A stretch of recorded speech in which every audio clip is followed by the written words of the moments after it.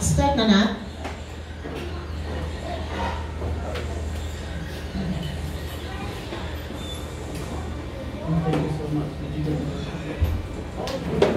Settle down na po tayo mga kapatid para sa ating Sunday Bite this morning.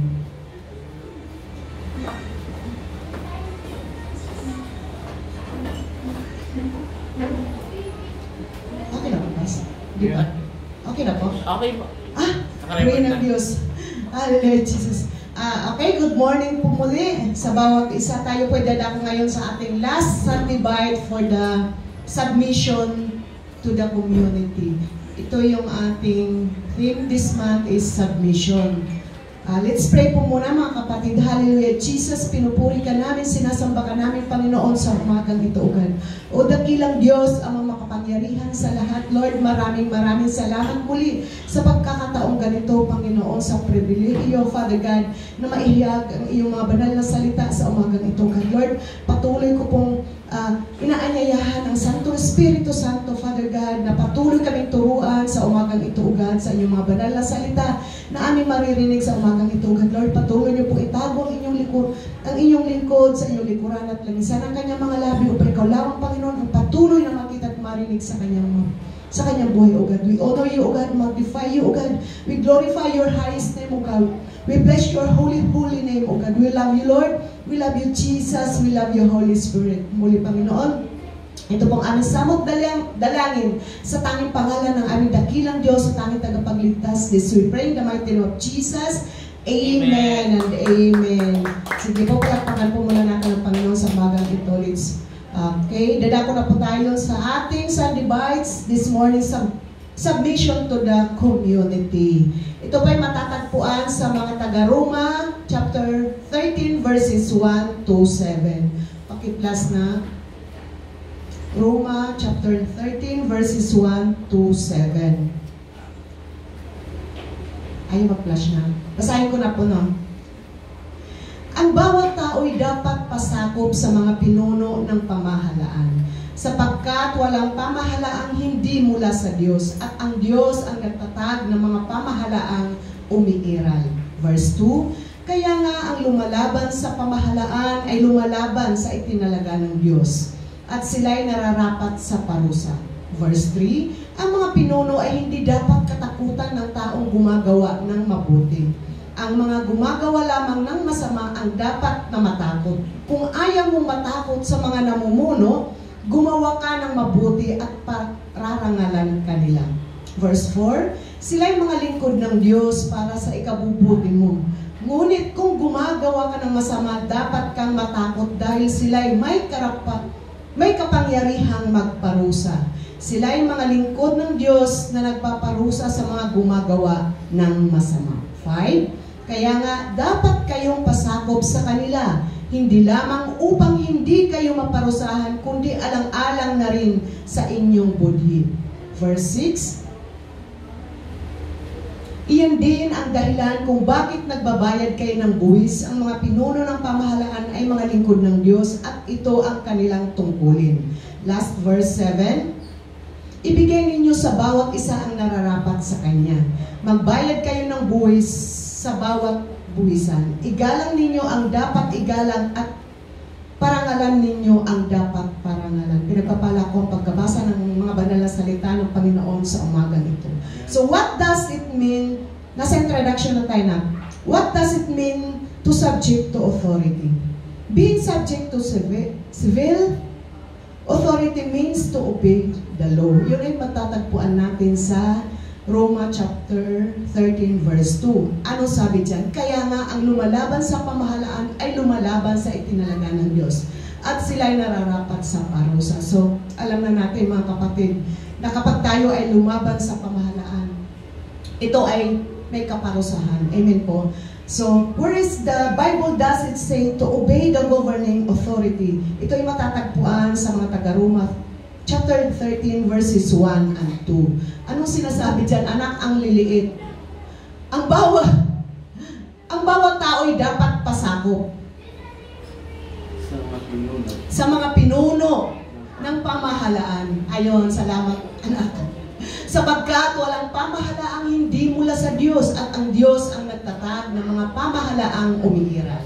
2, kaya nga ang lumalaban sa pamahalaan ay lumalaban sa itinalaga ng Diyos at sila'y nararapat sa parusa.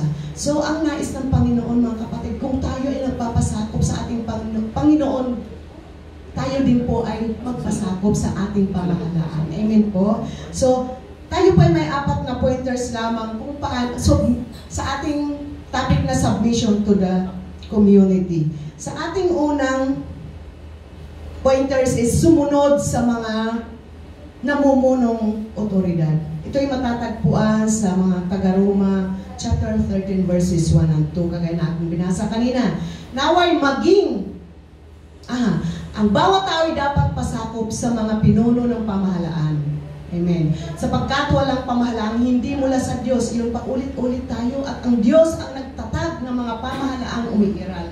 Kaya nga ang lumalaban sa pamahalaan ay lumalaban sa itinalaga ng Diyos at sila ay nararapat sa parusa. At ano din po sinasabi sa mga taga-Pilipos chapter 2 verses 5 to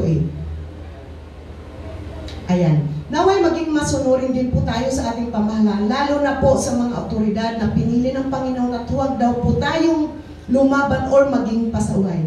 Kasi kapag nagpasaway po tayo ay hindi po malulugod ang Diyos sa atin. Naway may pakita or malakaran po natin ang likeness ng Panginoon na maging masunurin po. Ayun nga po sinasabi sa mga taga-Pilipos chapter 2 verses 5 to 8. Naway magkaroon kayo ng kaisipan na tulad ng kay Kristo Jesus. Kahit taglay niya ang kalikasan ng Diyos, hindi niya pinagpilitang manatiling kapantay ng Diyos. Sa halip, kusa niyang binitawan ang pagiging kapantay ng Diyos at namuhay na isang alipin. Ipinanganak siya bilang tao, at nang siya'y maging tao, nagpakumbaba siya at naging masunurin hanggang kamatayan. Maging ito man ay kamatayan sa krus. Amen po. So mga kapatid, ang nais ng Panginoon, noon ay tayo ay maging masunurin ng kagaya po niya, na kahit ang Panginoon ay sumunod din po sa kanyang Ama. Amen po. Amen. So sa number 2, pointers ng submission to the community is sundin ang batas. Ito ay matatagpuan sa taga-Roma chapter 13 verse 2. Kaya nga ang lumalaban sa pamahalaan ay lumalaban sa itinalaga ng Diyos at sila'y nararapat sa parusa. Amen po. So, pointers number 3 na gumawa ng mabuti.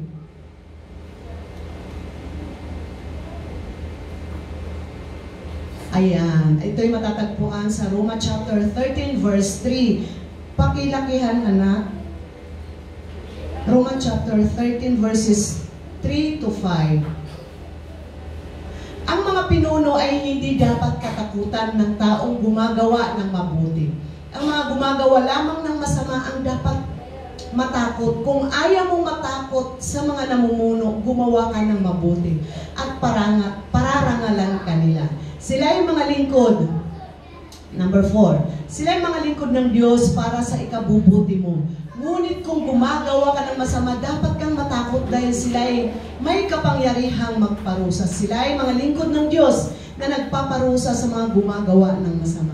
Kaya nga, dapat kayong pasakop sa kanila. Hindi lamang upang hindi kayo maparusahan, kundi alang-alang rin sa inyong budhi. Amen po sa number 4.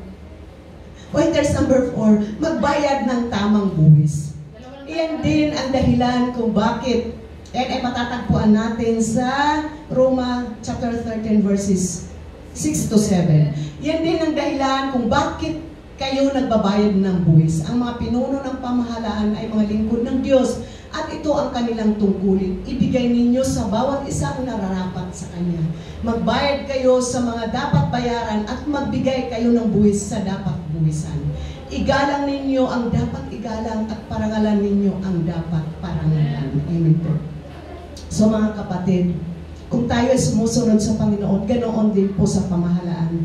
Kasi kung tayo ay hindi magbabayad ng tamang buwis, paano na ang ating pamahalaan? Kasi alam po natin na ang ating mga buwis doon kinukuha po yung yung ginagastos sa ating pamahalaan. Amen po. So sa ating conclusion na po, ito po'y matatagpuan sa mga awit chapter 119 verses 33 to 18.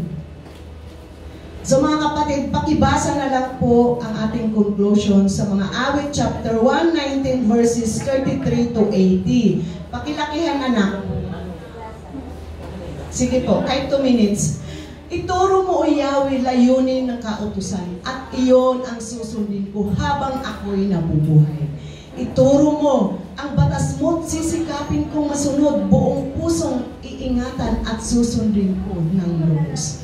Verse 35, sa pagsunod sa utos mo, ako'y iyong pangunahan, pagkat dito nakakamtan ang ligayang inaasam. 36, itulot mong hangarin ko na sundin ang iyong utos, hindi higit pa sa paghahangad na yumaman akong lubos. Ilayo mo ang pansin ko sa bagay na walang saysay.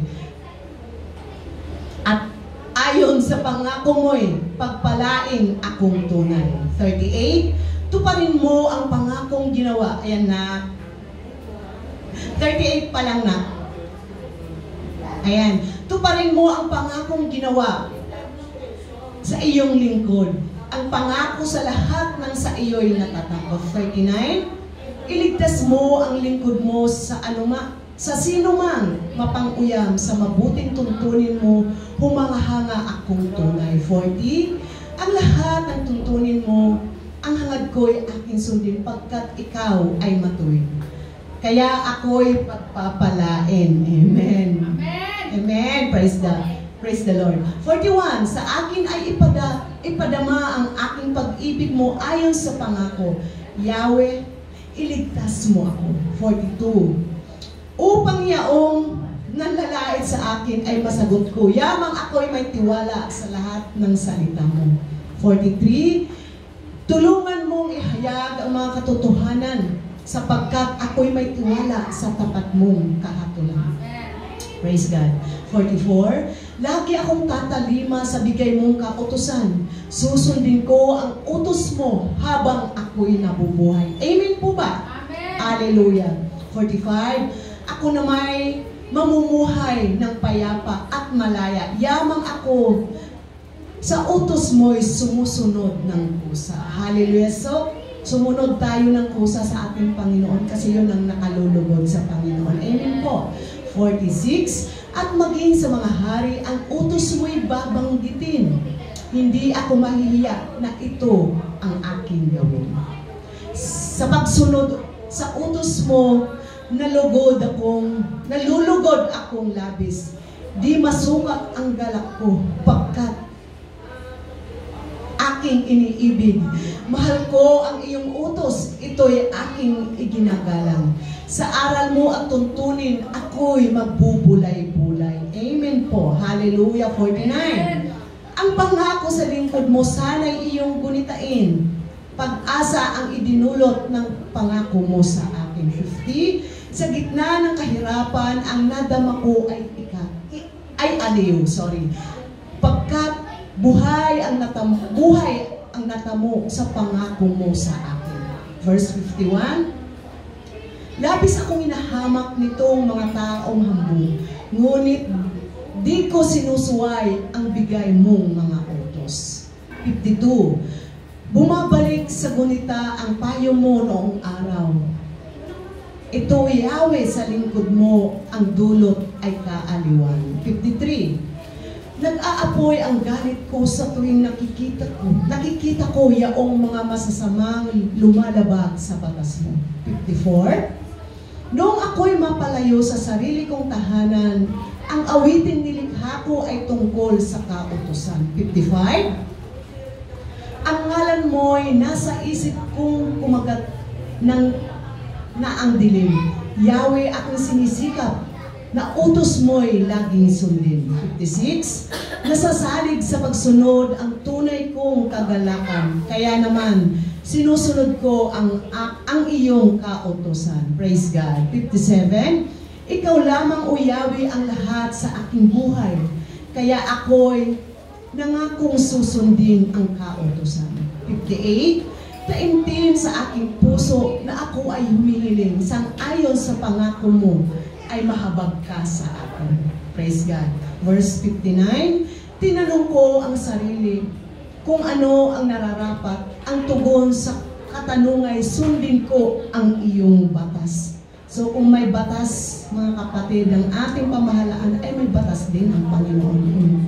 Sa verse 16, kaya ako'y nagdumali upang hindi na mabalam sa hangad kong masunod na ang bigay mong kautusan. Verse 61, mga taong masasama kahit ako ay gapusin, ang bigay mong mga utos ay di pa rin lilimutin.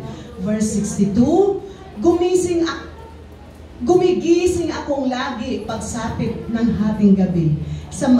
Sa matuwid mong paghatol, lagi kitang pinupuri. Verse 63, tapat akong kaibigan nang sa iyo'y naglingkod. Mga taong buong pusong sa utos mo'y sinusunod. Verse 64, ang dakilang pag-ibig mo'y laganap sa daigdigan, ituro sa akin, Yahweh, ang banal mong kautusan. Verse 65, tinupad mo, O Yahweh, ang pangakong binitiwan, kay buti ng ginawa mo sa lingkod mong minamahal. Verse 66, ako'y bigyan mo ng dunong at ng tunay na kaalaman, yamang ako'y nagtiwala sa utos mong ibinigay. 67, ang sariling dati-rati na mumuhay ng baluktot, nang ako ay parusahan, salita mo ang sinunod. Praise God. 68, kay buti mo, O Yahweh, kay ganda ng iyong loob, sa akin ay ituro mo ang bigay mong mga utos. 69, ang gawain nitong hambog, sadyang ako ay siraan. Ngunit buong puso ko rin sinusunod ang iyong aral. Verse 70, ang ganoong mga tao ay sadyang kapos ng unawa, ngunit sa pagsunod sa utos mo, ako'y natutuwa. Praise God. Verse 71, sa akin ay nakabuti ang parusang iyong dulot, pagkat aking naunawa ang mahalaga ang iyong utos. Hallelujah. 72, higit pa sa gintot pilak nitong buong sanlibutan, ang mabuting idudulot ng bigay mong kautusan. Verse 73, nilikha mo ako, O Yahweh, ako'y iyong iniingatan. Bigyan ako ng unawa upang batas mo'y malaman. Ang sa iyo'y natatakot kapag ako ay nakita, matutuwa sa lingkod mo, sa iyo'y umaasa. Verse 75, hallelujah, nababatid ko, O Yahweh, matuwid ang iyong batas. Kahit ako'y pagdusahin, nananatili kang tapat. Verse 76, aalawin mo sana ako niyang pag-ibig mong lubos, katulad ng binitiwang pangako sa iyong lingkod. 77, sa akin ay mahabag ka at ako ay mabubuhay. Ang lubos kong kasiyahan nasa iyong kautusan. Verse 78, malapit na tayo matapos. Ang hambog na naninira sa lingkod mo ay hiyain. Sa aral mo ako naway mabubuhay na taimtim. Verse 79 and 80, last verse. Sa akin ay silapit ang sa iyo ay may takot. Maging yaong mga tao na alam ang iyong utos. Last verse 80, sana'y lubos kong masunod ang buong mong kautusan upang hindi mapahiya, tamuhin ko ang tagumpay. Amen? Hallelujah. Praise the Lord. Palakpakan po natin ang Panginoon sa kanyang mga banal na salita sa umagang ito. Mga kapatid, tayo ay maging masunurin sa Panginoon. At kung tayo ay maging masunurin sa Panginoon, dapat po ay tayo ay maging masunurin din po sa ating pamahalaan. Amen po ba? Let's pray po. Hallelujah. Jesus, maraming salamat muli, Panginoon, sa iyong mga banal na salita na iyong pinagkatiwala sa amin sa umagang ito. Lord, salamat. Maraming salamat at ikaw lamang aming tataas. Ikaw lamang aming pasasalamatan. Ikaw lamang aming dadambalan at dadakilahin sa aming mga buhay. Lord, patuloy ko po itinataas muli, Panginoon, ang aming buong gawain sa buong maghapon pong ito, God. Lord, ngayon pa lamang ay patuloy na po namin inaangkin ang katagumpayan nito, O God, sa pangalan ni Jesus, O God.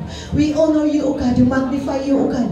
We glorify your highest name, name, O God. We bless your holy, holy name, O God. We love you, Lord. We love you, Jesus. We love you, Holy Spirit. Muli, Panginoon, ito pong aming samot dalangin sa tanging pangalan ng aming dakilang Diyos na tanging tagapagligtas. Ang lahat ay magsabi ng isang malakas na Amen and Amen.